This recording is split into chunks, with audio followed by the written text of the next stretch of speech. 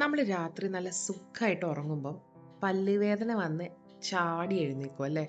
അത്രയും സിവിയറായ വേദന വേറെ ഇല്ല. നോട്ട് ഓൺലി പല്ലുവേദന, എന്തെങ്കിലും വേദന വന്ന് അതൊന്നും നമുക്ക് അണ്ടർ കൺട്രോൾ ആവണമെങ്കിൽ നമ്മൾ ആദ്യം കഴിക്കുന്ന സംഭവം പെയിൻ കില്ലറാണ്.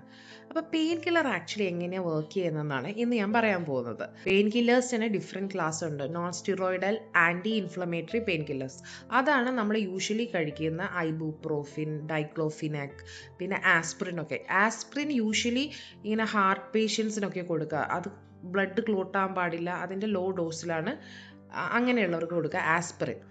പിന്നെ പാരസെറ്റമോൾ ഉണ്ട് പെയിൻ കില്ലറായിട്ട്, പിന്നെ മോർഫിനൊക്കെ പോലുള്ളത്, അത് ഓപ്പിയോയിഡ്സ് എന്നൊക്കെ പറയും. നമുക്കിപ്പം സിമ്പിളായിട്ട് എങ്ങനെയാണ് പെയിൻ കില്ലേഴ്സ് വർക്ക് ചെയ്യുന്നതെന്ന് അറിയാം. നമ്മൾ പെയിൻ കില്ലേഴ്സ് കൺസ്യൂം ചെയ്ത് അത് ബ്ലഡ് സ്ട്രീമിലേക്ക് കയറി, ബ്ലഡ് സ്ട്രീമിൽ പോയി കഴിഞ്ഞാൽ ഈ പെയിൻ കില്ലേഴ്സിന് അതീന്ദ്രിയാനൊന്നുമില്ല, ഓക്കെ, പ്രശ്നമുള്ള സൈറ്റിലേക്ക് ഓടിപ്പോകുന്നത്.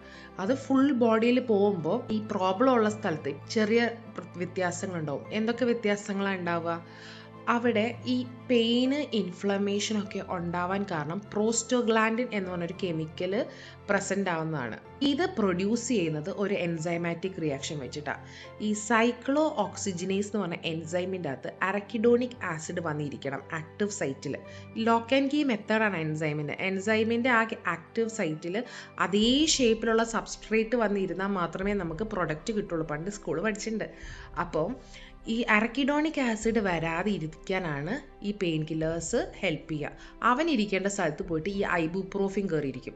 അപ്പോൾ പിന്നെ അരക്കിഡോണിക് ആസിഡിന് ഫിറ്റ് ചെയ്യാനും പറ്റില്ല, അതുകൊണ്ട് തന്നെ പ്രോസ്റ്റോഗ്ലാൻഡിൻ പ്രൊഡ്യൂസ് ചെയ്യുന്നില്ല. അപ്പം ഇൻഫ്ലമേഷൻ കുറയും, പെയിൻ ഉണ്ടാവുന്നത് കുറയും. ആ പെയിൻ ഉണ്ടാകുന്നത് നോസിസെപ്റ്റേഴ്സ് വഴിയാണ് ബ്രെയിനിലെത്തുക. Receptor pain എത്തിക്കില്ല.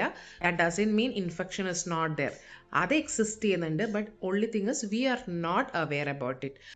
So thank you for watching. നമുക്ക് ഇതുപോലത്തെ പുതിയൊരു വീഡിയോ ആയിട്ട് വീണ്ടും കാണാം. ബൈ.